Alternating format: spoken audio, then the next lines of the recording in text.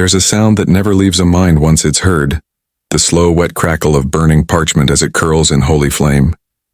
They say the Emperor's light consumes the impure and purifies the faithful, but when the flame reached my own skin, it did not feel like salvation.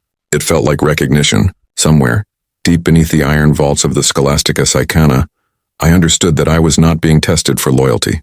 I was being remembered by something vast, ancient, and unspeaking. The walls trembled with hymns. The chains binding my wrists hummed with the ghost of static wards, and through the narrow vox grill a voice asked again, soft as dust falling on glass, "Psyker Elias Vor, when did you first hear the Emperor speak to you?" I did not answer. I only smiled because that was not the Emperor's voice. Not anymore. If you find yourself listening to the echoes of forgotten prayers and the stories they hide, stay with us. Like the embers of the pyre, this tale will burn slow and bright until only the truth remains. Subscribe, share this chronicle among the faithful, and lend your voice to the choir before silence claims it all. The walls sang in low tones, a choir of metal lamenting its own confinement. Each note thrummed through the deck plates, pulsing with the rhythm of engines older than most worlds. I counted the vibrations once, thinking the numbers might steady me. They did not. Somewhere between the 1,000th pulse and the silence that followed, I realized that the ship itself was breathing. The vents drew in the hot, recycled air of 1,000 fearful lungs and exhaled it through rusted grills, thick with incense and the faint metallic sweetness of promethium residue. It smelled like faith, burnt and unending. They told us that aboard a black ship thought itself could betray you. Even a dream could be enough to summon the needle-masked wardens, their robes whispering across the cell block like the sound of prayers torn apart.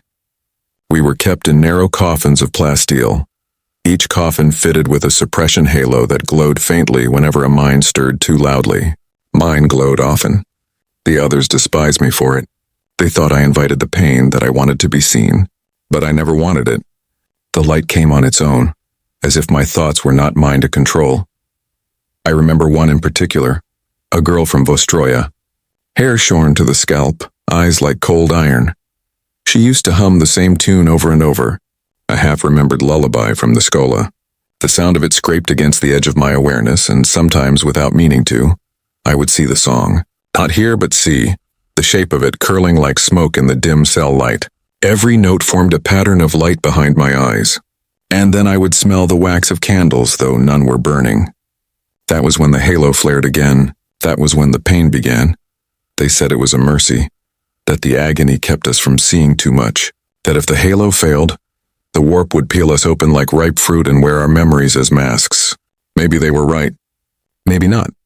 All I know is that pain became a kind of language, a code that reminded me which thoughts were mine and which were whispers bleeding in from beyond. Sometimes those whispers carried names I almost recognized. Sometimes they carried laughter. On the 32nd day of transit, the hum of the Geller field changed pitch. It was subtle at first, a faint tremor that the wardens ignored, but the psychers felt it immediately. Every cell began to shake with breathing and muttering. Someone started praying aloud, voice cracking with each recitation of the litany of protection. Another began screaming in binary, a nonsense mimicry of a tech priest's cant. Then came the knocking, 3 beats, then silence, then 3 again from somewhere deep in the hull. None of us dared answer. We all knew the sound of something knocking from the other side of reality. When the lights flickered, I thought of home, though I could not remember its name anymore. The sanctioning had burned that out of me, but a fragment remained, the smell of wet iron, the sound of gears grinding in the manufactorum, and a woman's voice reciting the Emperor's creed with a rhythm that matched the pulse of machines. It was not comfort. It was contagion. The memory spread through the psychic static until others began whispering the same words, their voices layered in perfect unison. That was when the wardens came. They moved like ghosts, their steps soundless, their faces hidden behind sealed masks of black adamantine etched with the sigil of the Inquisition. Each carried a Crozius rod studded with micro-runes that shimmered whenever a mind flared nearby. The lead warden stopped before my cell. The glass between us fogged with his breath. For a moment I thought I saw something move behind his mask, eyes too bright, too alive. "You will cease," he said, his voice filtered through the vox. "Containment is absolute." I wanted to obey. I truly did. But something in me reached back through the glass, not with hands but with thought. I felt the temperature shift, the air itself folding inward.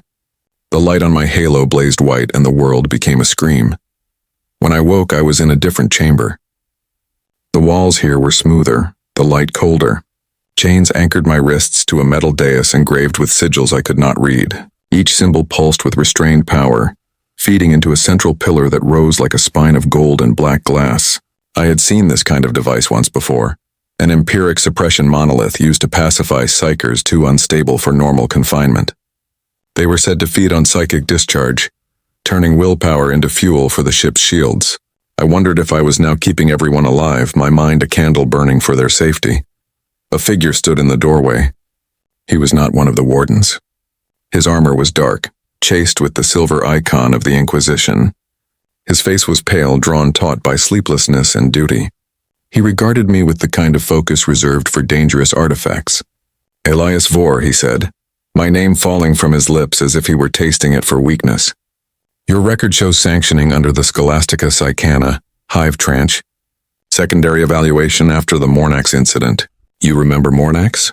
I shook my head. He smiled faintly as if he expected that. "Good. Forgetting is sometimes the only proof of faith." He stepped closer. The light from the monolith refracted across his face, catching the faint glint of augmetic implants beneath his skin. "You're wondering why you're awake," he continued. "Why the pain has stopped. It's because the ship needs you. The choir is failing. The Geller field flickers, and something is listening." His eyes never blinked. "We need you to listen back." For a long time, I said nothing. The idea was madness. The Geller field existed to keep the warp out, not invite it in. To use a psyker as an active buffer was unthinkable, heretical even. Yet something inside me stirred at the words. The same something that had smiled through the pain. "You want me to open the door," I whispered. He didn't deny it. "Just enough," he said. "Enough to hear what's knocking."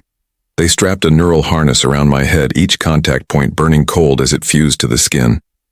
The monolith's hum deepened until I could feel it in my teeth. I closed my eyes. The Inquisitor's voice faded. The air thickened, pressed against me like water. And then the silence broke, not with sound but with presence. It felt like standing beneath a cathedral bell as it was struck, the world vibrating through the marrow of my bones. There were words within that vibration, though they were not spoken, words of fire and memory, words that knew me. For the briefest instant, I saw beyond the walls. The ship was a dark wound drifting through a sea of stars that were not stars. Shapes moved within the warp, vast and luminous, their bodies woven from screams and forgotten prayers. One of them turned toward us. I felt its gaze like heat beneath my skull, and in that gaze a recognition deeper than fear. It did not hunger for me. It remembered me. The monolith flared crimson. The neural harness shattered. I was thrown backward, the chain snapping taut. The Inquisitor's voice echoed through the chamber, distorted, distant. "Seal it! Seal it now!" But it was too late. I had already heard the first true syllable of what lay beyond the veil, and it had already heard me in return. The light died. The hum ceased. For a moment there was nothing, no sound, no thought, no self. Only ash in the throat and the taste of burned ozone. Then the ship breathed again. The silence after the breach was not peace. It was pressure, vast and deliberate. Every molecule of air felt weighed down by awareness, like the room itself was holding its breath. I opened my eyes to darkness painted red by warning lights, and in that dim glow the Inquisitor knelt amid shattered glass and the flicker of broken sigils. His mask was gone. His lips moved without sound, whispering prayers into the static-laden air. I could taste his fear. It bled into the warp like oil on water. The monolith's core sputtered, its once perfect hum reduced to the stutter of a dying heart. I knew then that something had answered his call, and it was still listening. The restraints fell away, melted from the inside as if the metal had remembered fire. I stumbled forward, my skin tingling with residual charge. Around me the walls had changed. What was once smooth plasteel now rippled like muscle beneath a thin membrane of frost.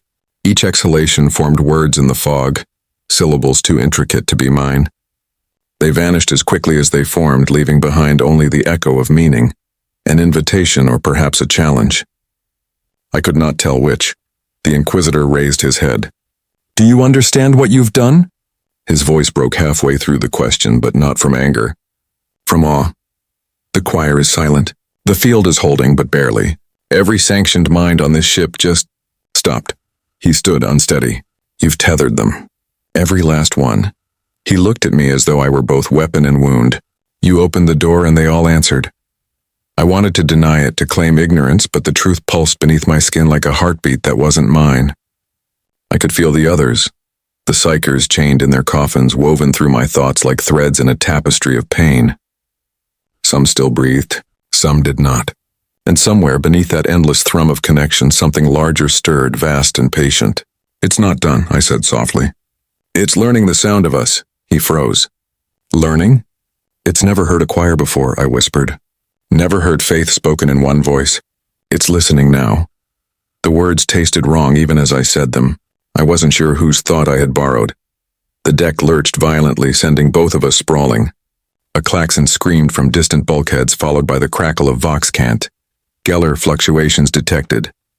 Sector 3 containment breach. All hands, then static. Then a chorus of human screams.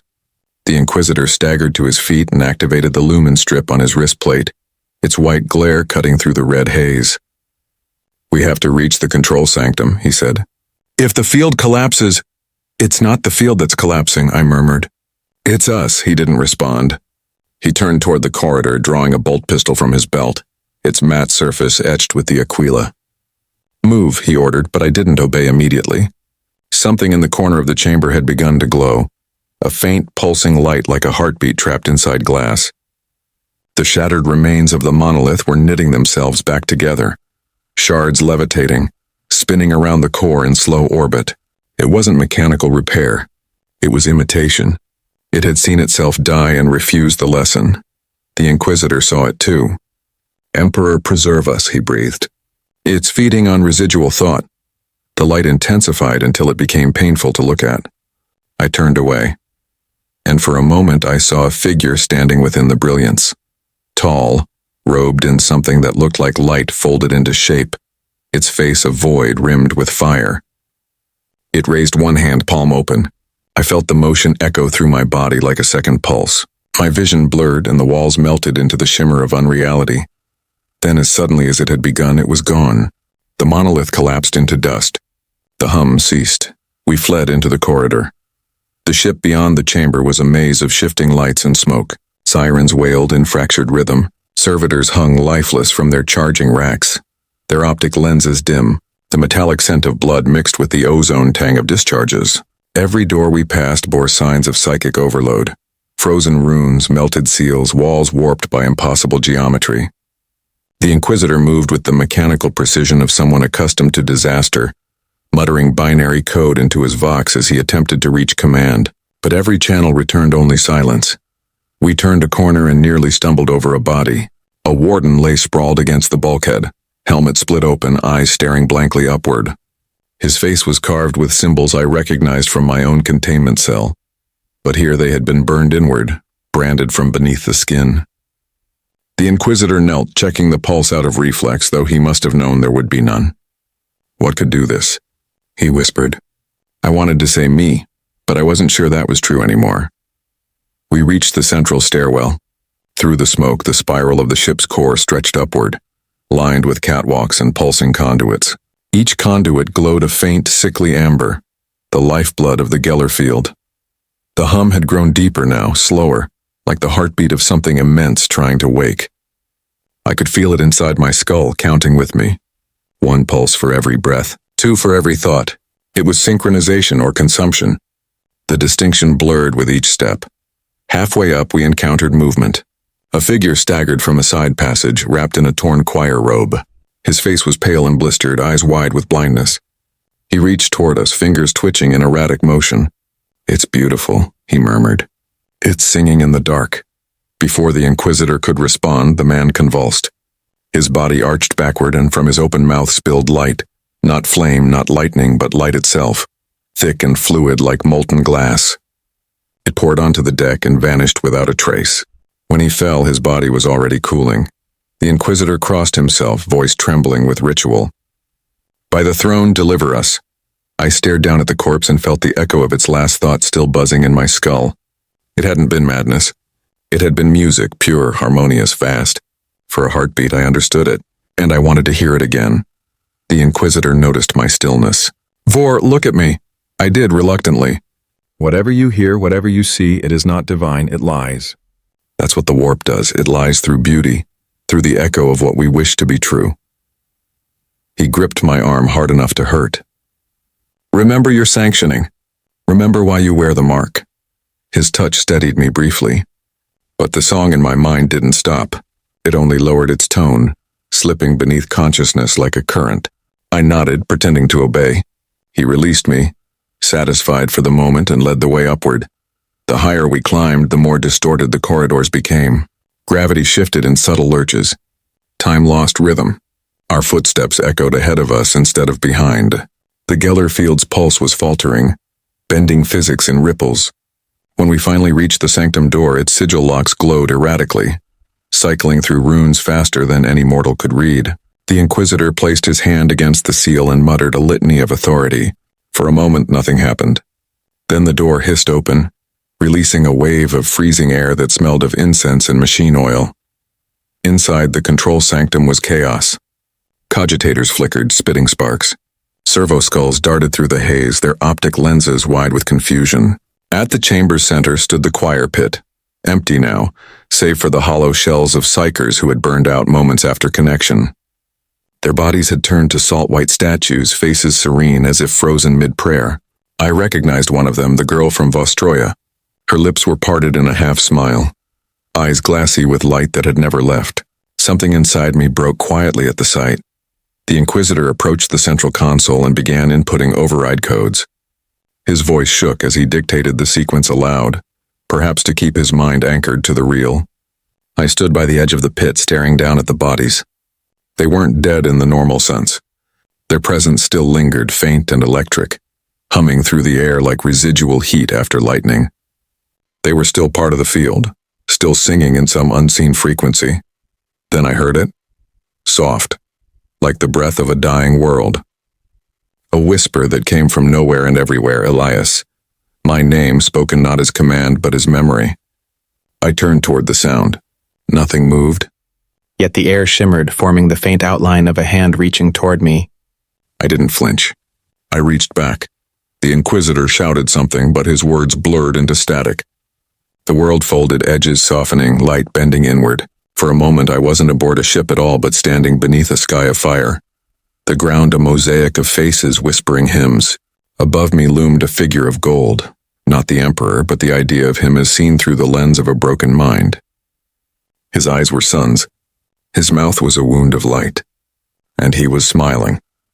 Then the vision shattered, replaced by the choking stink of the sanctum and the distant shriek of klaxons.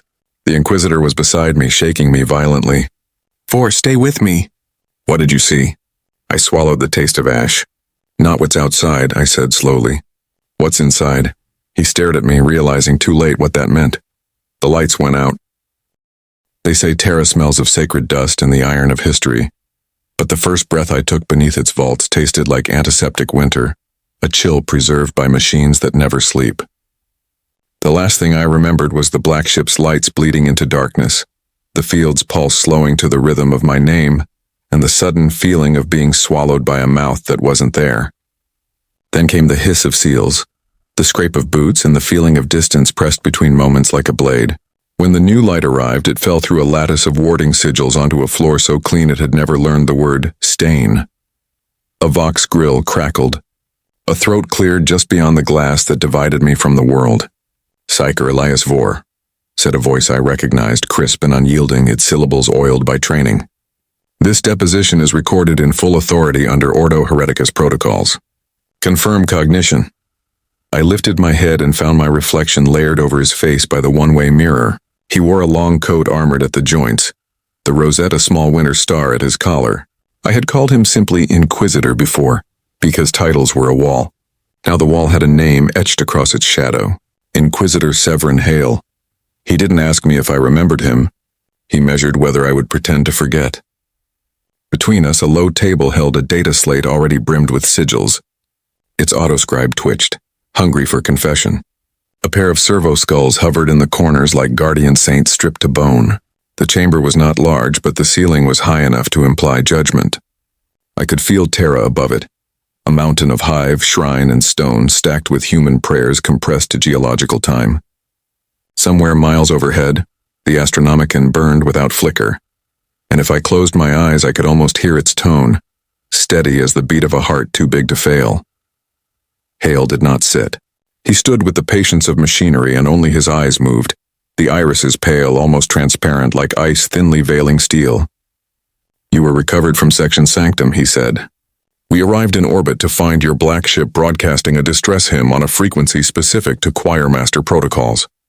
Half your complement had burned down to alabaster. The rest were catatonic, including you." The autoscribe scratched his words into the slate with insect devotion. There was no demonic manifestation recorded. No breach in the Geller mantle. Only resonance. "You will explain." Memory arrived sideways as if embarrassed by the shape it had to wear.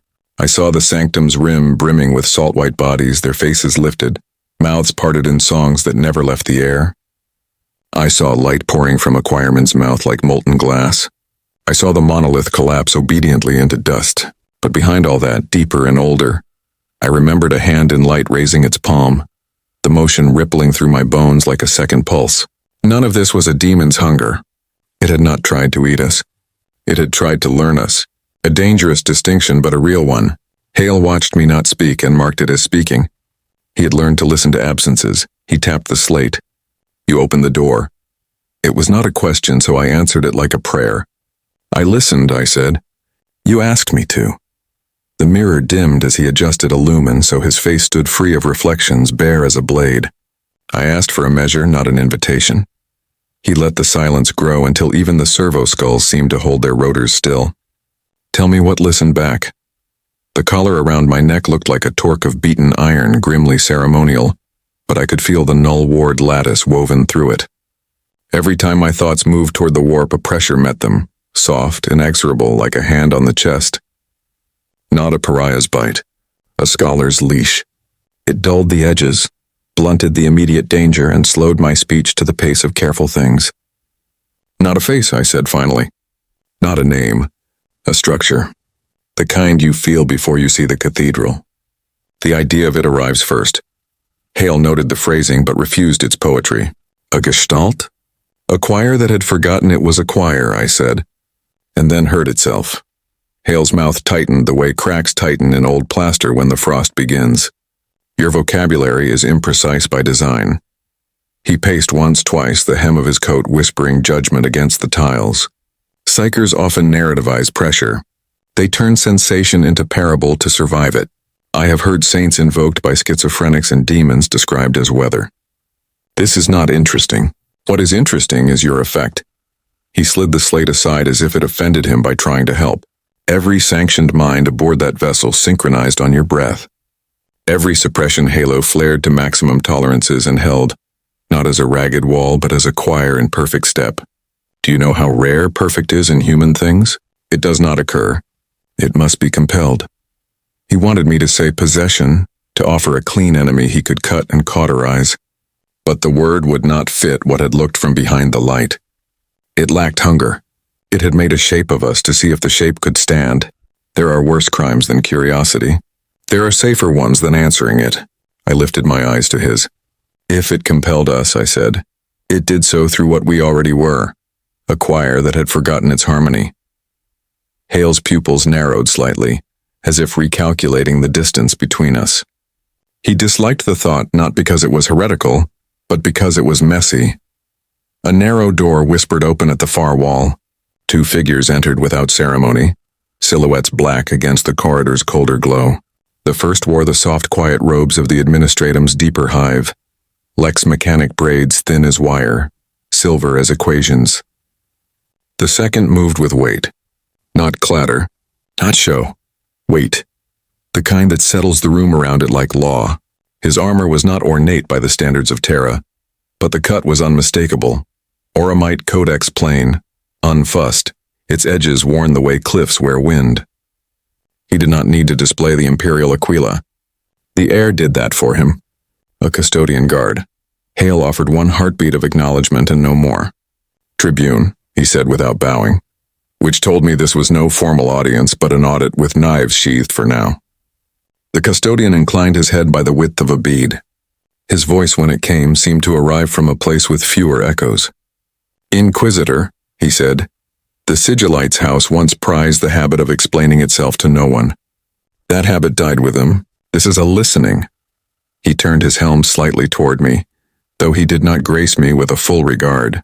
The black ship's hymn reached walls it should not reach. It woke thresholds that do not easily stir. The Hall of Lang saw skeins flutter.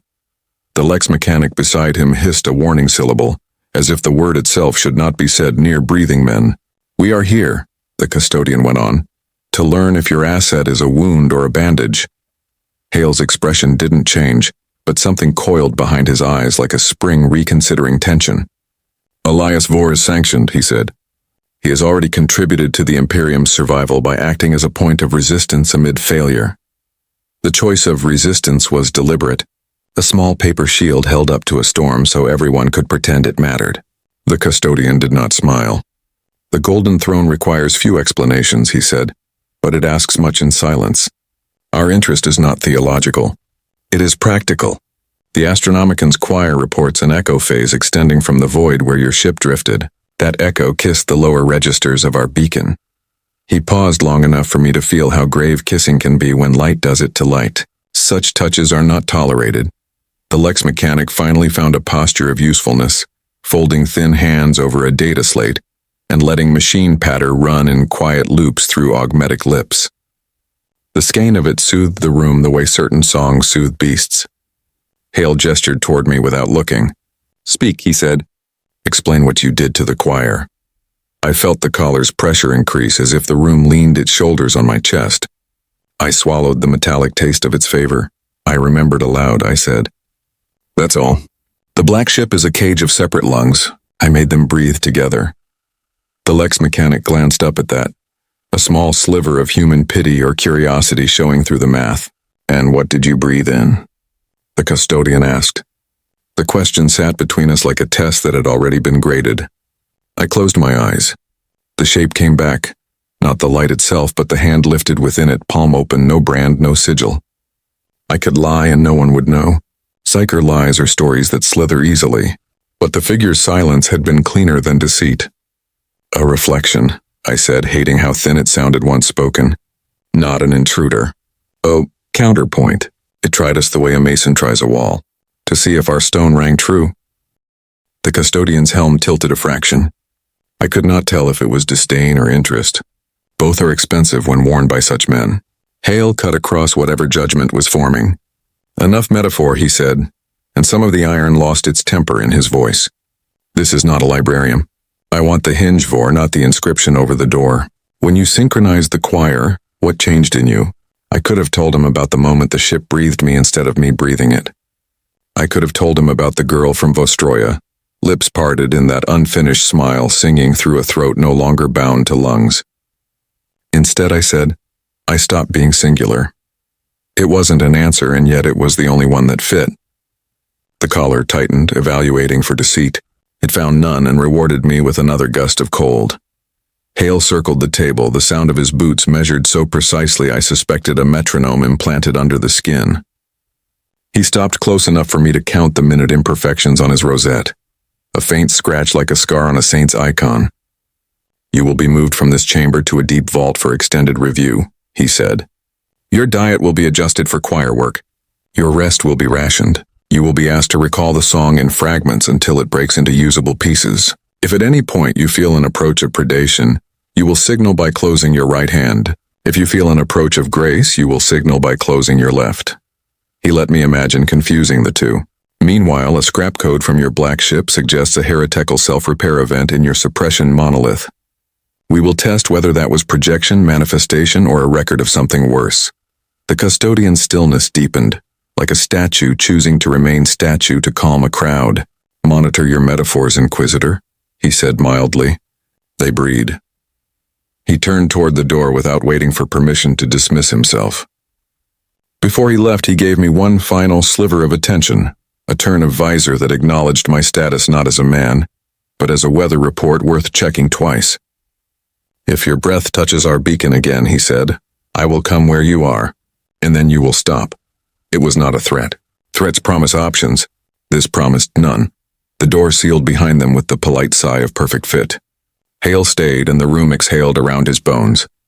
He finally sat, not to rest, but to make a shape of talk that could travel further than this vault. "We will continue," he said. He keyed a rune on the slate, and the mirror brightened again, this time revealing the faint silhouettes of an audience beyond, robed figures arranged with the geometry of committees, their faces smudged to anonymity by the glass's enchantments. They had always been there. Of course they had. "Begin with your first sanctioned memory," Hale said. "The moment before they cut the name of your home out of you. Start there, and do not lie to me by being lyric." I reached for the memory and felt the collar's pressure ease, granting me the shallow water before the drop. I saw smoke rising from the manufactorum vents as the shift siren howled with a voice older than our family, and my mother's hand pushing me forward through the queue of children with numbers chalked on their coats. I saw the Adeptus Arbits waiting by the door, visors blank, mauls at rest, their presence the kind of mercy that wears boots. I saw the Schola intake hall, the banner of the Acola too bright for the eyes of the young, the catechist's smile too careful for truth. I heard the catechism, word perfect and empty as a new plate. I tasted machine oil, sweat the first metallic fleck of fear. I heard myself whisper the creed in time with the presses, as if matching the beat might hide me. And then I saw the assessor look up, glance once at me as if at a ledger entry out of place, and mark the corner of his slate with a cross smaller than a fingernail. That was my genesis. Hale watched, weighed, and catalogued, his gaze the surety of a bolt round finding the seam it requires. "Good," he said softly as if to himself. "Now tell me when the song first touched you." The collar loosened another measure, and the room leaned forward as if to drink. I drew breath, and the words arrived like an old door opening on oiled hinges that had been waiting for years to prove their silence was not neglect. I began to speak. The first time the song touched me, I was 9 years old, standing on a catwalk above the manufactorum floor, where the air was a furnace and the light from molten steel painted every shadow red. The shift had just begun, and the machines were already screaming their mechanical psalms. I remember thinking that they sounded alive, like the heartbeats of 1,000 caged beasts. The catechist had told us the hum of the manufactorum was the Emperor's pulse made manifest, that every strike of the press was his will reshaping the universe. But I had begun to notice that when I closed my eyes, the rhythm changed. It wasn't one pulse, but many, layered, shifting, whispering to each other. The machines were singing, not to the Emperor, but to something older than the idea of him. I tried to tell the catechist once. She struck me so hard I saw light. I didn't cry. The sound that filled my ears afterward was not ringing, but harmony, the tone of the blow folding into the endless hum of the factory. In that note I heard my name, spoken the way a mother might call a child home. From that moment on, I stopped speaking of it aloud. You learn early that revelation is indistinguishable from heresy, until someone higher than you decides which earns a pyre. Inquisitor Hale listened without interruption. His quill scribe scratched quietly, and the servo skulls tilted, recording the tremor of my breath. "The song," he said finally. "It began before sanctioning." I nodded. "Before words, describe it. It isn't melody. It's pressure. Direction without sound, the way air bends when a storm is close. But the storm isn't coming. It's waiting." He studied me as if weighing whether madness could be a form of devotion. "And when you reach the Scholastica Psycana?" "The waiting stopped," I said. "They made me speak the creed every morning and every night until the words turned to metal on my tongue. But each recitation sharpened the sound. The more I worshipped, the closer it came. During tests, I could feel the other children shiver when I entered the chamber. They said it felt like the floor watching them." Hale's lips tightened. "And they sanctioned you instead of burning you. The examiner said I might yet serve. That obedience could make purity from defect. That's a kind interpretation." "It was the only one that left me breathing," I said. He almost smiled. "Not in kindness, but in recognition." "Go on." I told him about the sanctioning ceremony, the cold metal of the psi-hood, the taste of blood from my own bitten tongue, the adepta chanting as the null field burned through the first layers of my mind. The memory of it was clarity through pain, the feeling of the world narrowing to a single perfect point, a pinprick of light in infinite dark. For a moment I saw something beyond the chamber. A lattice of gold lines spreading through the void like veins of living fire, connecting stars, minds, and prayers in one impossible network. I didn't understand what I saw. I only knew that it looked back. When the memory ended, my voice had changed. It carried a tremor that didn't belong to me. Hale noticed. He set the stylus down. Who speaks now, Vor? I drew breath slowly. You asked for the hinge, I said. This is where it turns. The collar around my neck glowed faintly, detecting psychic elevation, but not enough to trigger suppression. Hale stood perfectly still. Continue, he said, voice low. I think the song isn't in me, I whispered. I think I was built around it. The Emperor's light is supposed to guard the soul from the void, but what if the light is not a wall? What if it's a mirror, and something beyond the stars is seeing itself through us? Hale slammed his hand on the table, the sound cracking through the air like a shot. Careful, psyker. I'm not preaching, I said quickly. I'm remembering. He exhaled through his nose, a thin hiss of irritation and restraint. And what does this memory want from you now? I looked past him to the mirrored wall, where the faint silhouettes of the watchers waited behind their glass. It wants to finish what the black ship began. Hale followed my gaze. Which is? To make us one voice. The collar constricted, cutting the air from my lungs. Pain blossomed down my spine in waves of static. I could taste copper. Hale didn't move to stop it.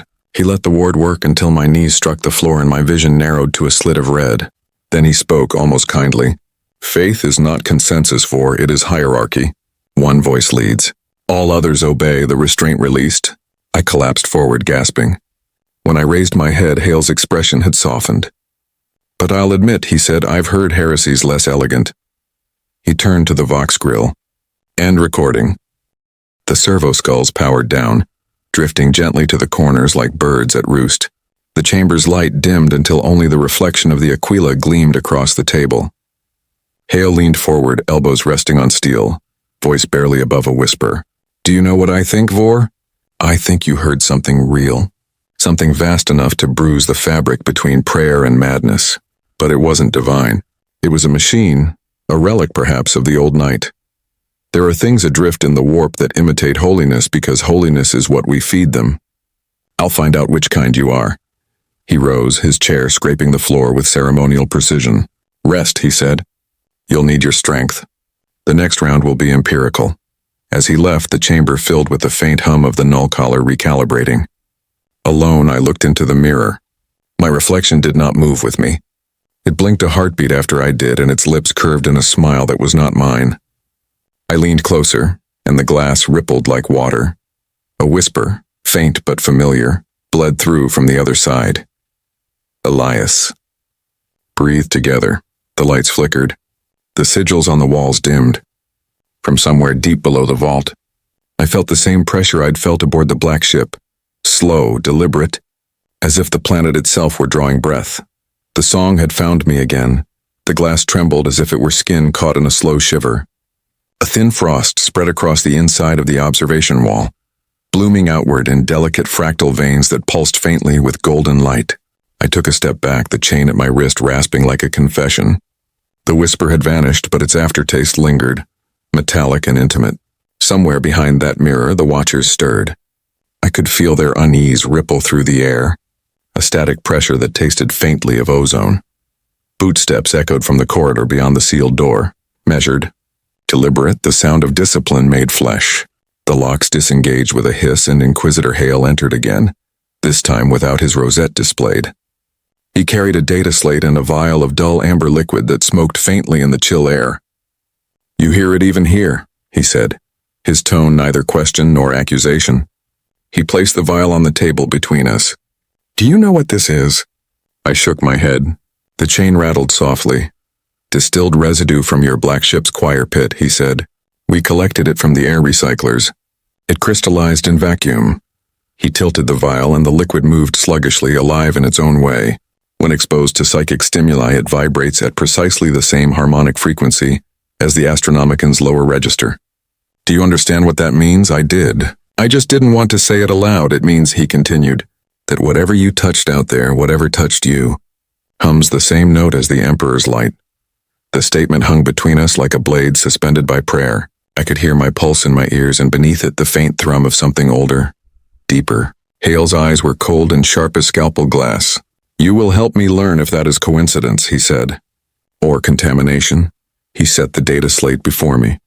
Its surface flickered, revealing a lattice of concentric runes. "You will focus," he instructed. "Not to breach, only to listen. If you lie, the collar will remind you of the value of honesty." I drew a slow breath.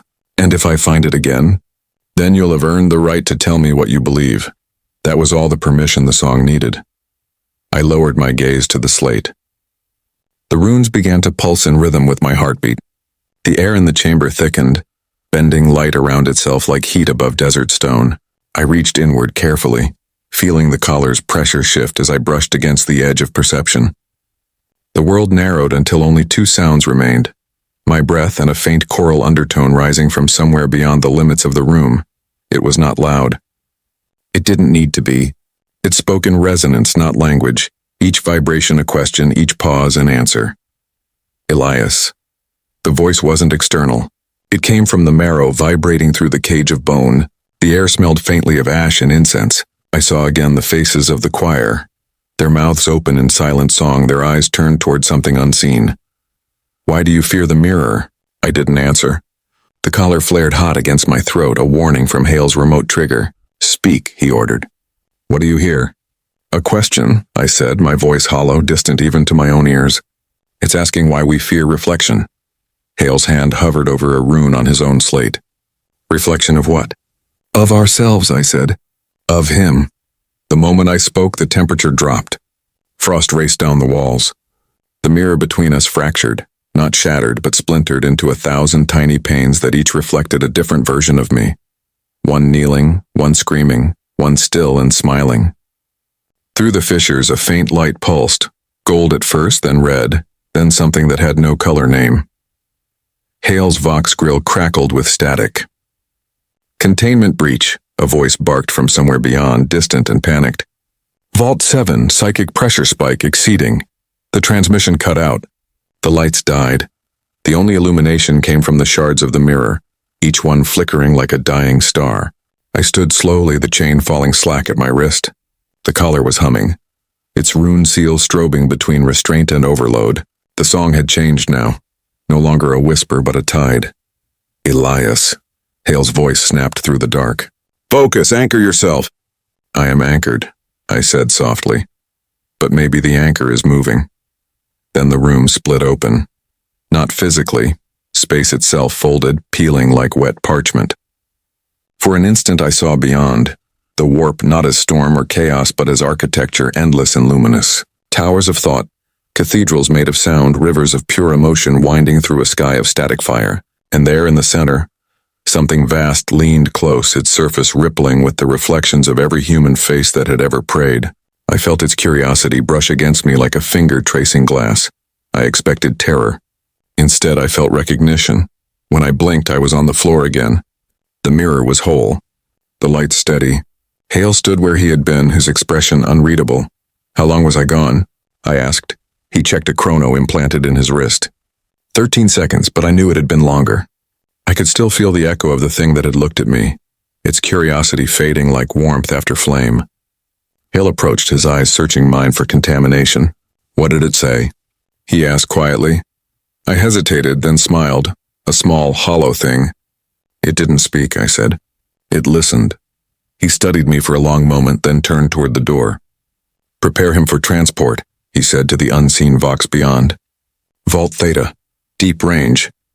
Two servitors entered, their movements precise and expressionless. They unclasped the chain from the table and affixed new restraints, black adamantine bands etched with the sigil of St. Praxedes. The cold bit through my skin. As they led me toward the corridor, I looked back at Hale. "You can't contain it," I said. "It doesn't need to be inside to see us. We're already made of it." He didn't answer. But when the door sealed behind me, I caught the faintest sound of glass cracking again. Softer this time, like breath fogging on a mirror that refuses to stay cold. And beneath that sound, faint but certain, the song began to hum once more. The descent into Vault Theta was like falling through the veins of a dead god. The lift shuddered and groaned as it sank deeper into the substrata of Terra.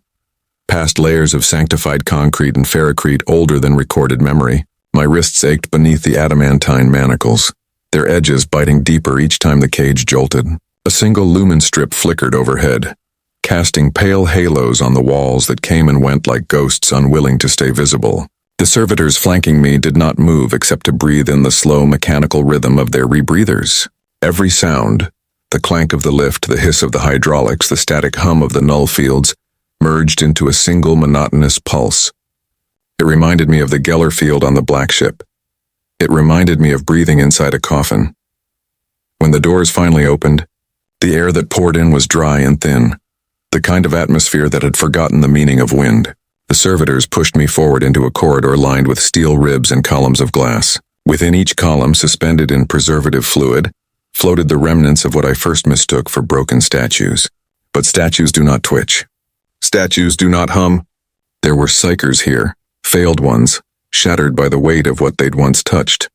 Their bodies were pale, translucent like wax melting in slow motion. Cables pierced their skulls and spines, linking them into a network that stretched beyond sight. Their mouths hung open as if mid-song, but no sound came. Only the faint shimmer of light that pulsed within their chests, faint as the dying heartbeat of stars. "Do not look at them," said a voice. I turned to see an attendant walking beside me, a thin woman in gray robes marked with the sigil of the Adeptus Astra Telepathica. Her face was covered by a mesh of fine chain, hiding everything except the outline of her mouth. Their resonance is unpredictable. Even the echoes can linger. "They're alive," I murmured. She did not deny it. Alive is not the same as aware. We passed through a gate flanked by cherubim servitors, their wings of stained brass folded tight. Beyond lay a wide chamber shaped like a cathedral nave, its ceiling so high it vanished into shadow. The walls were engraved with countless wards, each one glowing faintly in counterpoint to the others, forming a cage of light around the central dais. Upon that dais stood an altar of black stone veined with gold, an old material, the kind used in the Emperor's first shrines. On it rested a single object, a mask wrought from dull auramite, featureless save for two slits where eyes might be. The attendant gestured. "You will kneel," I hesitated. The servitors behind me raised their shock staves in silent warning. I obeyed. The floor beneath my knees was cold enough to numb the skin. The mask seemed to drink in the light, its surface shifting as if it were made not of metal but of memory. I felt its pull before the woman spoke again. "This relic," she said, "was recovered from a derelict vessel adrift near the halo stars. It bears resonance signatures identical to those observed in your containment breach. The Inquisitor believes it is a conduit, an anchor through which whatever touched you might be studied or bound." She paused. "You will wear it."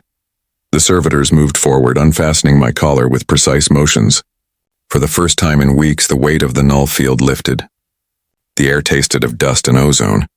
I could hear the faint hum of the sign at work beyond the walls, the combined thrum of thousands of suppressed minds dreaming beneath Terra's crust. I wanted to resist, but the urge was drowned by something deeper, older. The song was waiting for me to exhale. The mask descended. It was not cold. It was alive. When it touched my skin, the world collapsed inward. Every light in the chamber flared to white, then vanished, leaving only the rhythm of my heartbeat and the rising tide of something vast.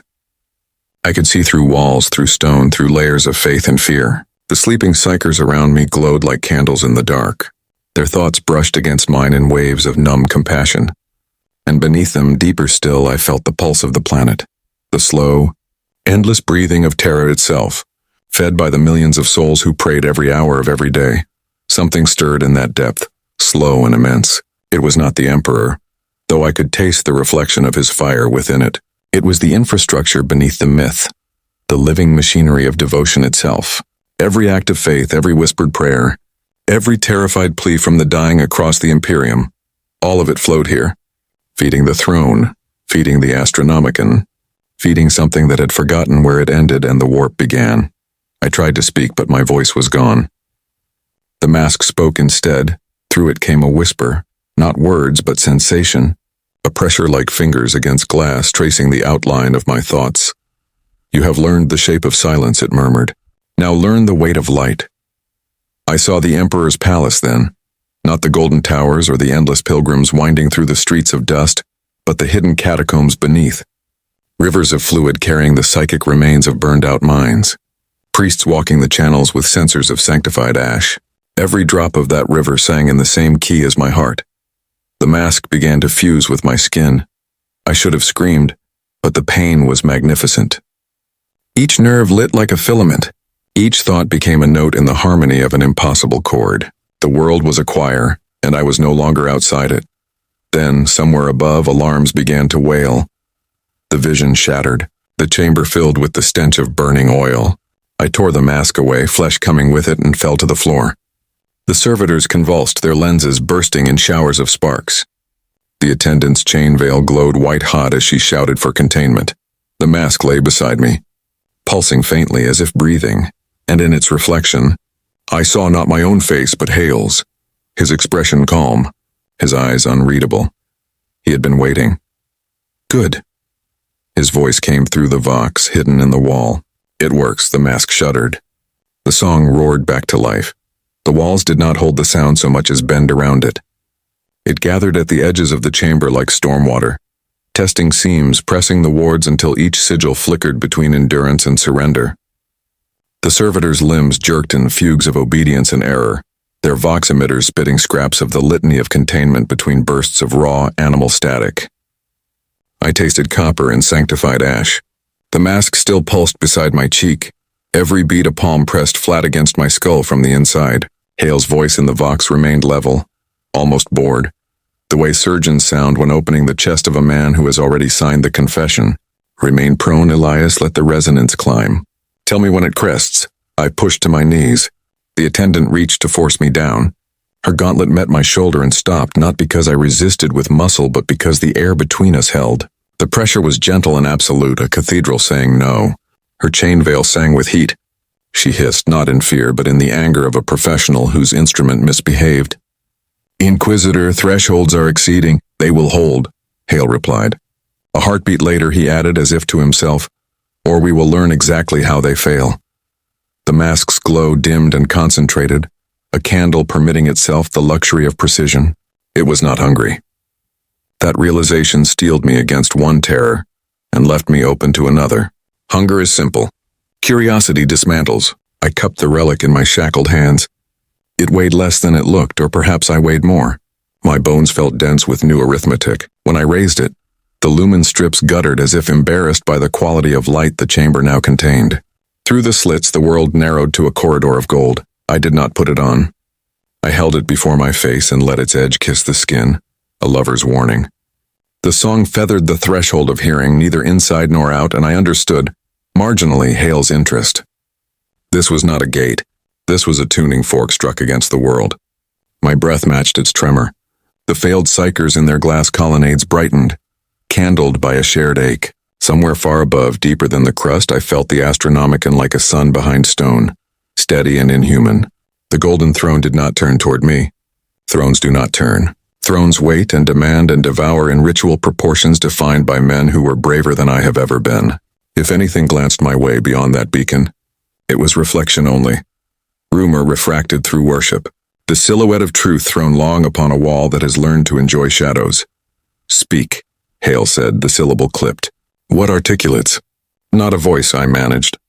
A contour. It wants our edges. It wants to know where we end.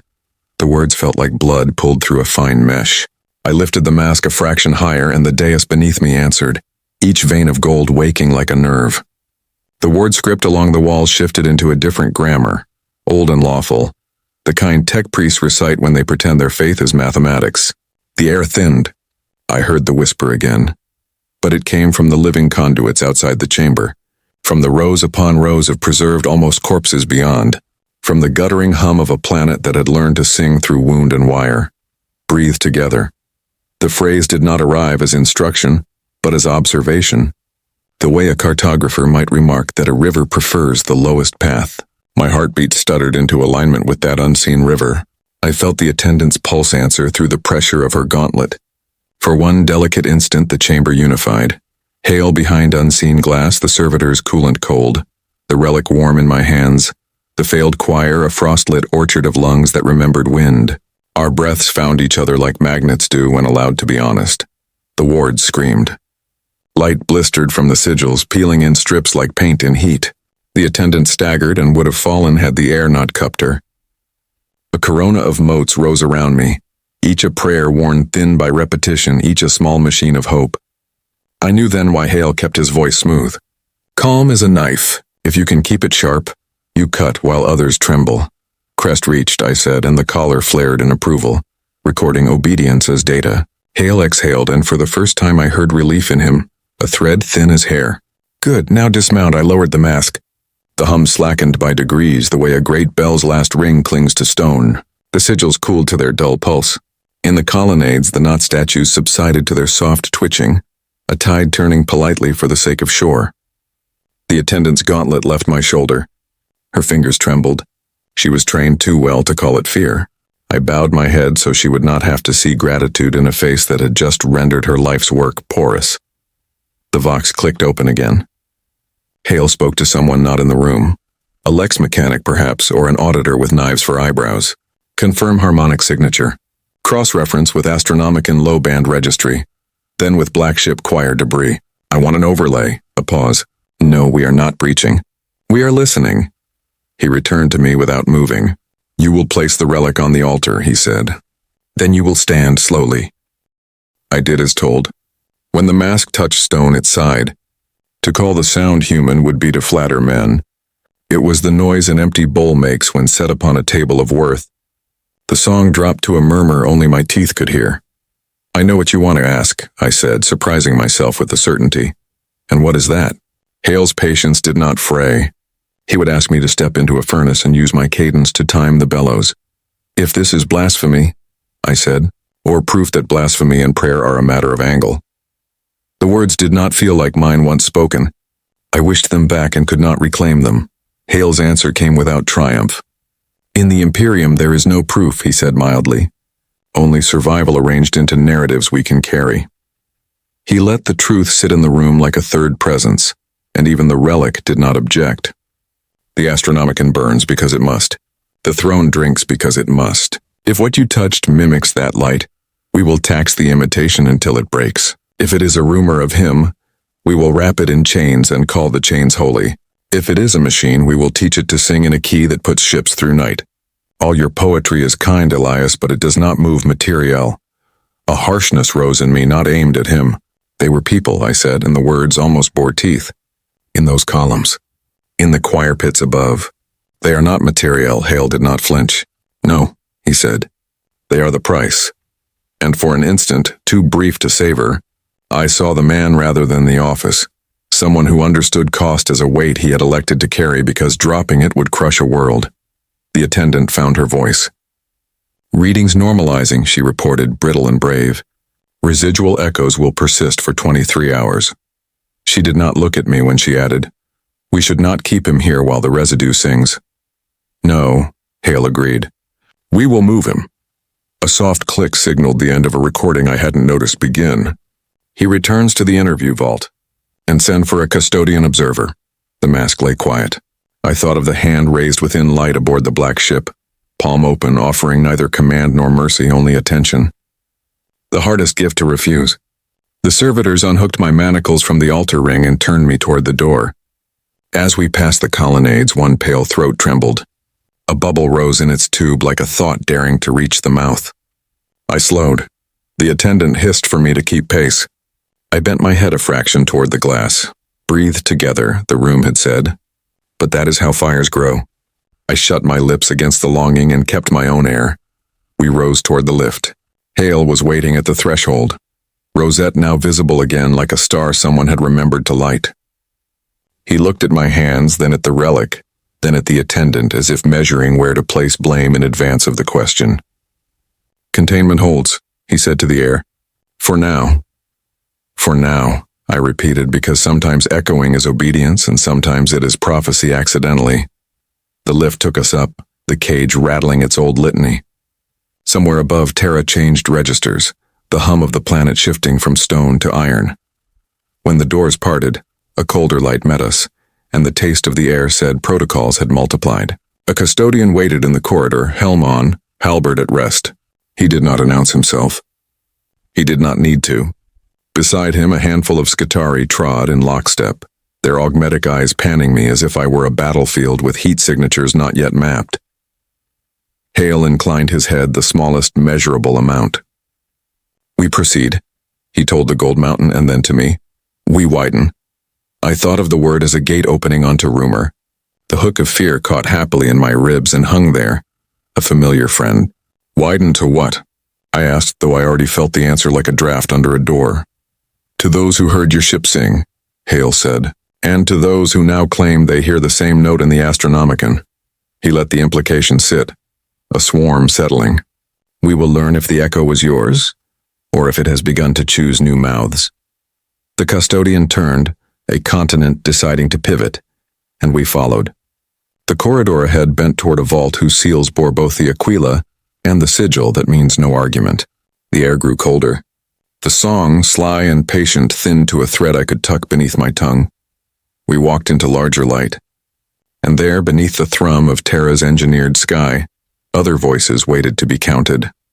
The custodian moved ahead of us, each step measured like punctuation. The sound of his armor echoed through the passage with the deep certainty of an oath remembered too long. Hale followed close behind, his coat dragging the scent of old incense and machine oil. I walked last, the servitors forming a shadowed corridor at my sides. The walls of the sanctum here were different, smoother, carved from stone that shimmered faintly in the lumen's half-light. Not metal, not glass, but something older, alive in its own slow way. We emerged into a vast circular chamber. The air tasted of salt and dust, like an ocean that had dried beneath the weight of prayer. A choir of mechanical drones hovered near the vaulted ceiling, releasing a steady harmonic hum that made the bones behind my ears ache. Beneath them, arranged in a spiral pattern that drew inward toward a central pillar, sat 30 psykers in identical gray robes. Their heads were shaved, their eyes blindfolded with bands of sanctified linen. Their mouths moved in silence, and though no sound escaped, I could feel their words crawling through the air, each syllable etched into the atmosphere like frost on glass. "This is the residual choir," Hale said quietly. "The survivors of your ship." My breath caught. Survivors. If we choose to call them that. I stepped closer. Their faces were pale as parchment, veins glowing faintly with the soft luminescence of psychic bleed. I recognized one, the Vostroyan girl, the one who used to hum through her teeth. Her blindfold fluttered slightly as if in a breeze, though no air moved in the chamber. Her lips shaped a word without sound, and though I could not hear it, I knew it was my name. Elias. The custodian's gauntlet fell lightly on my shoulder. Even that small gesture carried the weight of continents. "Do not answer," he said, his voice calm, almost gentle. "They are echoes, not people." But I could feel her reaching, her mind brushing against mine with the intimacy of shared breath. The touch was feather-light at first, a memory, a question, the pulse of a song we had once sung together in the dark. Then it deepened, becoming a chord of recognition that pulled at the edges of my thoughts. The drones above shifted tone. The chamber's air thickened. Hale moved to the pillar at the room's center, an immense construct of black stone and gold circuitry. Its surface shimmered with sigils that twisted as though alive. "Begin containment protocol," he ordered. The custodian stepped forward, planting his halberd in the stone with a sound like thunder. "You will maintain control, Inquisitor," he said. "If this breaches, we are already too late." Hale did not look up.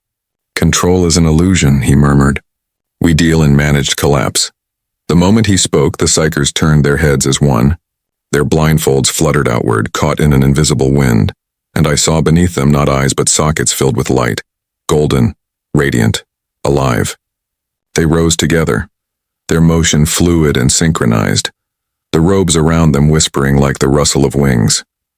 "By the throne," Hale breathed. "It's happening again." The custodian drew his weapon in one slow, deliberate motion. The blade ignited with blue fire, casting sharp reflections along the walls. "Inquisitor," he said, "end this," but Hale didn't move. His data slate was vibrating in his hand, streams of code spilling across the surface faster than any human could read. "No," he said softly. "Listen." The sound came like breath through 1,000 throats at once, a whisper, then a chord, then a vast, perfect unity that filled every atom of the air. It was the same song from the Black Ship, but but now it was layered with something deeper, as if the planet itself were joining in. The floor pulsed beneath us, the rhythm syncing to the beating of my heart. The gold veins in the pillar flared white. The custodian raised his halberd. "This is no hymn," he said. "This is the warp teaching you to pray." Hale's voice was distant, trembling with something between wonder and despair. Perhaps it's the Emperor reminding us we've forgotten how. I fell to my knees. The sound wasn't sound anymore, and it was light, it was taste, it was everything at once. The psykers were dissolving, their forms unraveling into streams of gold that spiraled upward toward the drones. Their voices merged into one, neither male nor female, neither human nor divine. I could feel the words forming behind my teeth before they were spoken aloud. "We are what remains when faith remembers itself." The custodian moved. One swing of his halberd cleaved through the nearest figure, or what had been a figure a moment before. The light split, recoiling, but where it struck it did not die. It multiplied, the air filled with motes of golden dust that glowed with sentience. Hale shouted an order, words lost in the roar of radiance. I couldn't see him anymore. I couldn't see anything but light, and within it a shape, not vast this time but human-sized, walking through the brilliance as though it belonged there, a figure of auramite and shadow, face hidden behind the smooth curve of the same mask I had worn in Vault Theta. It reached out a hand to me. The song fell silent. I took its hand.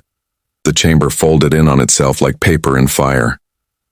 When I woke, the world was quiet again. The psykers were gone. No bodies, no ash, only faint scorch marks spiraling across the floor. The custodian lay against the far wall, his armor cracked, golden ichor seeping between the plates. His halberd burned dimly beside him. Hale knelt near the pillar, clutching the remains of the data slate, its screen dead. He looked at me, and I saw something terrible in his eyes. Belief. "What did it show you?" he asked. I looked down at my hands.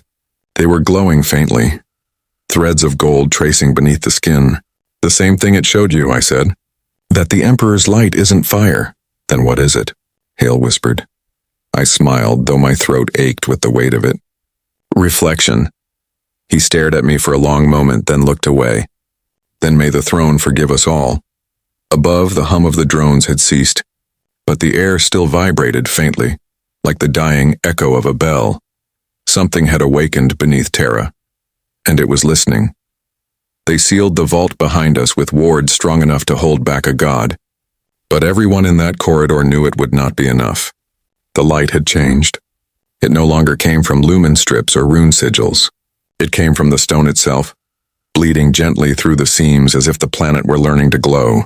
The custodian's halberd was black now, its flame extinguished, its edge dulled by what it had touched. He leaned against the wall, one knee bent, his breath shallow. His armor had cracked open around the chest, revealing filaments of gold light pulsing beneath like veins that refused to die. Hale stood over him, silent. The rosette at his collar looked suddenly small, a fragment of authority in a world that had outgrown its laws.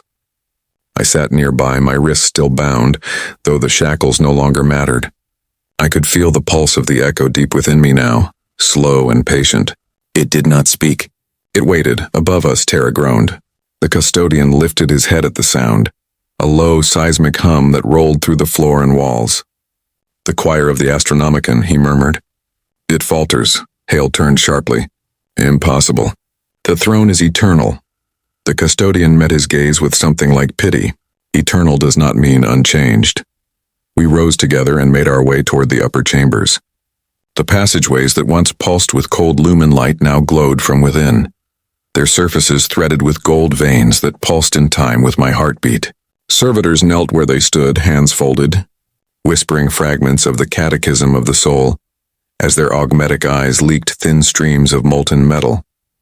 The first signs of contagion reached us near the lift junction, vox channels blaring garbled hymnals, voices layered over one another in impossible harmony. I could make out phrases of imperial prayer interwoven with syllables no human throat could shape. The mixture was not chaos. It was precision masquerading as madness. Hale slammed his fist against the vox relay, killing the transmission. "It's spreading through the network," he said. "Through the machines." "Not the machines," I whispered. "Through belief."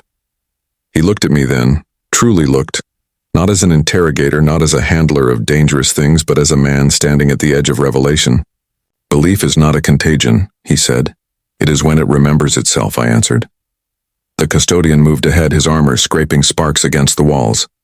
He was dying, but he refused to acknowledge it. The vault of St. Bastian lies 3 levels above, he said.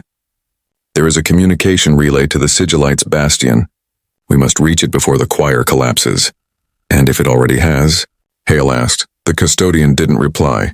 Some silences are too sacred for words. The climb through the sublevels was a journey through ruin. Every chamber we passed carried the evidence of transformation. Machines whispering litanies to no operator.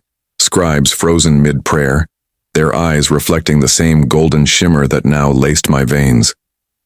In one corridor, a group of Skitari had formed a circle, their voices rising in a mechanical chant. The smell of ozone was thick. When Hale barked for them to stand down, they turned in unison, and the glow in their eyes dimmed to black. They fell where they stood, as if released from some unbearable weight. When we finally reached the vault door, the wards were already burning out. Hale keyed the access codes with trembling hands, muttering the litanies of verification between each command. The door shuddered, then parted like the petals of a dying flower. Inside, the vault of St. Bastian was a sanctuary of impossible beauty, an ancient hall lined with statues of custodes and saints, their features worn smooth by centuries of reverence. At the center stood a plinth bearing the bones of the saint himself, encased in crystal and surrounded by votive lamps. The light in the chamber was different here, soft, gold-tinged, alive. It pulsed faintly, matching the rhythm that had been haunting me since the Black Ship. Hale approached the relay console beside the relic case and activated it. The vox crackled, then cleared. "This is Inquisitor Severin Hale, Ordo Hereticus," he said. "Requesting priority link to the Astronomican choir sanctum. Confirmation code Veritas Infernus 37. A long pause followed. Then faintly a voice answered, a woman's voice, weary but composed. "This is Choir Mistress Inara of the Astronomican." "We hear you, Inquisitor. What is your status?" Hale looked at me, then at the custodian before speaking. "Containment compromised. Possible psychic resonance anomaly originating in the lower vaults. It's spreading through the infrastructure. Confirm choir integrity." There was another pause, longer this time. When the voice returned, it trembled. "Integrity?" "Fluctuating. The beacon flickers. The Emperor's light dims and flares without pattern.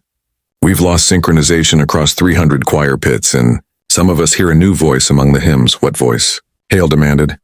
The vox hissed, the sound like distant breath. "It sounds like us," she said. "Only clearer." The connection cut out. The custodian turned to Hale. "You see now? Whatever this is, it has already touched the throne's flame." "No," Hale said. "Not yet. It's echoing, not overriding." He looked at me. "Elias, you've been connected to this thing since Mornax. Can you hear it still?" I closed my eyes. The world fell away. Beneath the hum of machines and the thrum of Terra's endless heartbeat, I found the silence between notes. The breath before sound becomes song. And in that silence I heard it again. The choir of 1,000 souls breathing as one, the Emperor's light refracted through human will. Only now it wasn't contained. It was open. I looked at them both. "It's not spreading through systems or minds," I said. "It's spreading through faith. The Astronomican burns brighter because we are beginning to believe the wrong shape of light." The custodian raised his halberd. "Then belief must be silenced." Hale's eyes narrowed. "You would extinguish the only thing keeping us from the dark." "I would preserve what remains of meaning," the custodian said. "Faith without control is fire without purpose." They stood facing each other, two creeds forged in the same fire, one built on obedience, the other on discovery. Between them I felt the pressure building, the resonance tightening like a string drawn to breaking point. The song stirred within me, sensing the conflict, feeding on it. The air shimmered. "Stop," I said, though my voice was small in that vast hall. "It isn't a choice between silence and flame. It's harmony. It's memory." Hale turned. "Whose memory, Elias?" The answer came from the bones on the plinth. The crystal casing cracked with a sound like breaking ice. A thin light bled from within, golden and warm, the air filled with the scent of sanctified oil and burning incense. The bones of St. Bastian rose, suspended in the glow, and a voice spoke, not from the relic, not from me, but from everywhere. We remember each other. The custodian dropped to one knee, his armor humming as if in recognition. Hale's eyes widened, awe and horror wrestling for dominance. I felt the light flood through me, not as possession but as belonging. For a heartbeat I understood. The Imperium's endless prayer, the Emperor's undying flame, the choir's suffering. All of it was one note in a song still unfinished. Then the floor split. Light poured upward from the crack, raw and soundless as if the world itself were exhaling. The custodian moved first, dragging Hale back toward the door. "Move," he barked. I didn't move. I couldn't. The song was in me now, resonating through every bone, every nerve. It wasn't power. It was invitation. "Elias," Hale shouted. "Come with us." But I couldn't. The light had already found me. I stepped forward into it. The light did not burn. It soaked, the way rain soaks cloth, finding seams and threads in the places where breath hides. Where I expected agony, I found weight. Where I expected a voice, I found attention. The crack through the vault widened without sound, the stone parting in patient increments as if Terra itself had decided to remember a hinge. I stepped into the glow and felt the world change temperature. The cold of the deep vaults replaced by a warmth that did not come from heat. It came from recognition, the kind felt when a crowd inhales together and, for one astonished second, every ribcage is the same instrument. Hale shouted again, but the syllables slid off the air, their edges rounded by the resonance. The custodian's halberd chimed once against the floor, a note of warning or respect. I could not tell which. The bones of St. Bastian settled back into their crystal cradle, as if their brief suspension had been a courtesy, a hand raised to point at a door already opening beneath our feet. I was not falling. I was being lowered, set gently into a place that had been carved to my measure. The space below the vault was not a cavern in the ordinary sense. It had no walls, only distances that decided moment to moment how far they wished to be. Strands of light ran through it like the veins of some great animal, and along those strands moved images that were not quite memories. Manufactorum catwalks dripping with heat, a black ship's choir pit humming itself into calm, the Vostroyan girl's mouth shaping a song that never learned to leave her lips. Each image touched me and passed on, leaving fingerprints of meaning instead of facts. I understood then why Hale feared metaphor. In the warp, metaphor is infrastructure. A figure waited where the strands braided thickest. Not tall, not vast, not crowned. Featureless as the mask and yet not masked at all. Its presence was a contour drawn around absence, the way a halo describes a head without needing hair or skin.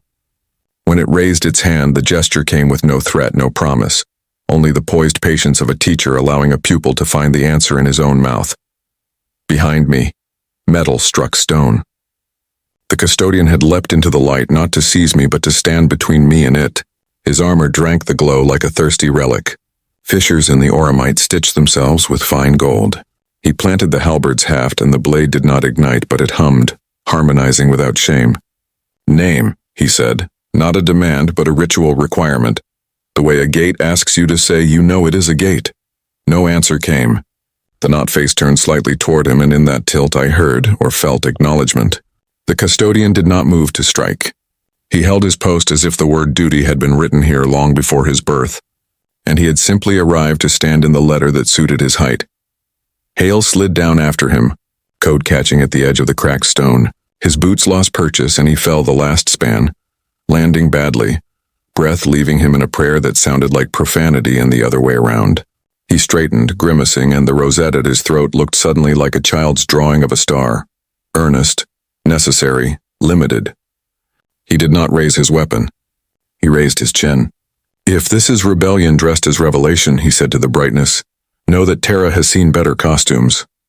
I expected fury for the blasphemy. What answered instead was a change in pressure, as if the room nodded. A thin filament of light bent toward Hale and stopped a finger's width from his brow, trembling there the way a bridge trembles when a train approaches but has not yet decided to cross. He did not flinch. He looked at the filament as he would look at a ledger line he did not trust. "Tell me what you want," he said. The reply stirred in me before it touched anyone else. Not a phrase, a pulse. Breathed together, not spoken but enacted. The filament drifted and kissed the halberd's edge, set it singing. The note slid into the custodian's breastplate and through the seams into his lung, and his next exhale matched mine precisely. Hale's shoulders eased, barely. His breath joined on the following beat. I felt the second, the third, the fourth, each man's respiration finding the phrase the way footsteps learn stairs in the dark. The gap between us shrank until it was only the width of pride. This is coercion, Hale said evenly, though evenness cost him, passing his consent. I shook my head and the filament curled toward me like a question mark relaxed into a smile. Consent is the lesson, I said. It will not hold without it. The words tasted like iron and ash, the language of vows made under pressure. The maskless figure inclined. It did not bless. It allowed. From far above, the Vox found us again, thin with distance, thick with fear. Choir Mistress Inara, her voice ground down to wire. Inquisitor. Beacon fluctuation approaching catastrophic. Custodes channel confirms shield harmonics echoing foreign register. Orders? The custodian did not answer. He watched the light the way a captain watches a storm's shoulder. Calculating. Honoring. Hale looked from me to the brightness and back. He had been waiting his entire life to be asked for orders with the truth in plain view. He discovered, as all faithful men do, that plain view is ambiguous. We stabilize, he said at last, as if signing a death warrant that might be his own. Elias, you will attempt synchronization with the choir at Inara's lowest register only. No outreach beyond that band, no opening of doors, no metaphor, machinery only. I laughed once, surprised to find the sound gentle. It doesn't want doors, I said. It wants windows. I stepped closer to the braided strands. Stand by me, I told them both. Or shoot me. But if you shoot me, shoot to kill and make the prayer afterward a good one. The custodian came to my left without being asked. Hale stood to my right after a beat that confessed he hated being instructed by anyone but necessity. I lifted my hands and did not have to close my eyes. The brightness closed them for me. Not with force, but with abundance. The choir was there. Every pit, every pair of cracked lips, every lung emptied for the sake of a star's alignment. I did not call them. I remembered them aloud, and remembrance is the old word for invocation when you cannot bear to say you are summoning. Low band only, Hale had said. Machinery only. I found the register by taste, the way a tongue finds a tooth it has worried for years. The lowest note of the Astronomican is not grand. It is workmanlike. The groan of a millstone turning under sacks of grain no one will ever see. I hummed it not with voice but with the bones of my face. The figure listened. The filament widened. The choir answered with a shudder that felt like 90,000 people deciding to trust a stranger, because the alternatives had finally run out. We held. 30 heartbeats, 50, 100. The wild flicker eased to a controlled strobe, then to a steady shine dimmer than a saint's day, brighter than a siege night. Voxes stopped screaming and began reporting. Inara's voice returned, ragged with relief. Beacon stable at reduced amplitude. Holding. Somewhere a Mechanicus choir yelped in Binharic triumph and wept in human afterward. The figure's hand, if it was a hand, lowered. The strands relaxed. The filament withdrew from the halberd with a reluctant chime. I felt my knees lock only because failing to lock them would have put my face in the light, and I did not trust myself to survive the kindness. The custodian bowed his head. A motion so small it felt like a tectonic plate giving an inch to preserve a continent. Hale exhaled and made the sign of the Aquila touchlight as if not to bruise it. What are you? He asked, the brightness exhausted of rhetoric. No answer came in any language we could file. A ripple passed through the light and ran up the torn shaft to the chamber above. A messenger with no message but survival. The knot face tilted toward me one last time. I felt the weight of a choice pressed into my palm like a coin. I'll go back, I said, though no one had asked. I'll hold the low band as long as I can, but if it tries to widen through me, I will stop you, the custodian said. There was no cruelty in it, and I will witness, Hale added, which is a kind of mercy when knives are near. The light thinned, unthreading itself into the floor until the crack looked like a seam again. Like any seam, like a thing men could ignore for a century if they needed to. The bones of St. Bastian lay still. The vault's air remembered how to be air. We climbed out, hands numb, lungs sore from the discipline of staying alive together. In the corridor, the world had not ended.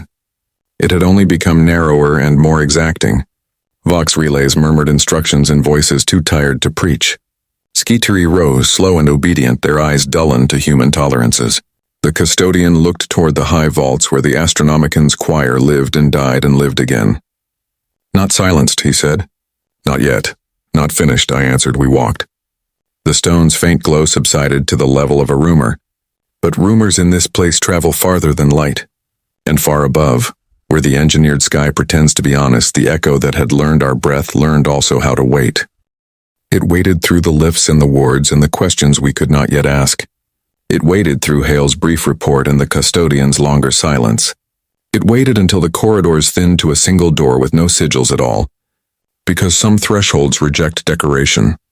It waited until we stood at the lip of the last depth a man can enter while still calling himself a man. And in that pause, in that thin space between the last held note and whatever must come after, the silence began to speak with the gravity of distance itself. The door sealed behind us with the hush of finality, a sound so soft it carried more weight than thunder. The chamber beyond was narrow and tall, shaped like the inside of a bell that had never been rung. No light came from above, yet I could see. Everything glowed with that faint inner luminescence that belongs to things too ancient to remember their own beginning. Hale stood to my right, his rosette dull in the half-gloom, his face drawn tight by exhaustion and awe. The custodian took position by the threshold, halberd lowered, his armor scarred but still noble. One sentinel between us and the world. The air was colder here. The walls breathed faint and steady, as if the stone itself were alive, carrying within it the slow pulse of Terra's buried heart. Beneath our feet, inscriptions wove in rings of script so small the eye could barely follow them. Each line was an invocation, a promise, a plea. The light endures. The light consumes. The light remembers. Over and over the same phrases until meaning and prayer became indistinguishable. "This is the lowest sanctuary," Hale said quietly, his breath forming a ghost that lingered too long in the air. "The foundations of the golden throne itself lie somewhere below this level. We were never meant to come here." The custodian's reply was a low murmur, half pride, half warning. "Few do, fewer return." I moved forward, drawn by the hum beneath the silence. It wasn't song now. It was heartbeat. The same rhythm I had felt on the black ship, in the mask, in the saint's vault. It was the pulse of the Imperium itself, stretched across millennia, too vast to be owned, too stubborn to die. At the chamber's center stood a single shape, a sphere of obsidian, large enough to dwarf a tank, floating a meter above the ground. Its surface was flawless, its reflection endless. Around it, the air shimmered with static that smelled faintly of sanctified oil and ozone. "The throne's shadow," Hale whispered. "This is where the light gathers before it ascends. The place where all voices pass through on their way to him." The custodian inclined his head reverent. "The resonance core, built when the throne was still being carved, long before the choir took its first breath. Only the sigillite and his chosen ever stood here." I took another step forward. The hum deepened, vibrating through the bones of my feet. I felt it in my teeth, in the blood behind my eyes. The glow within my veins began to rise again, answering the rhythm instinctively. Hale's voice was sharp now, cutting through reverence like a scalpel. "Elias, stop." But I couldn't. The pull was too strong, not force, not command, recognition. The core knew me. It remembered me. When my fingertips brushed its surface, the world fractured. There was no sound. No pain. Just unmaking. Every layer of self peeled away. The body, the voice, the name. Beneath all that remained only hearing. I was inside the pulse. I saw the choir. Millions of psykers bound to the throne, their minds like burning coals, feeding the Astronomican's endless light. I felt their agony, their devotion, their unity. And beyond them, through them, I saw the Emperor, not as a man, not as a god, but as a wound in reality sealed with gold. His body was motionless, but his thought was vast and relentless, moving through time like a tide through stone. He was the anchor that kept the warp at bay, and yet in his silence I felt the same echo I had met in the light. The reflection. It wasn't the Emperor I had heard all along. It was what he had left behind, the residual vibration of divinity echoing through creation. Not sentient, not separate, but responsive, like a mirror that sings when light strikes it. We had mistaken the echo for the voice, and the echo had mistaken us for itself. The realization struck like gravity returning. I gasped, and the world snapped back into shape. Hale's hands were on my shoulders, shaking me, his eyes wide. What did you see? I tried to speak, but my throat was raw. Not him, I croaked. Only what he remembers of himself. The custodian's gaze hardened. Blasphemy? No, Hale whispered.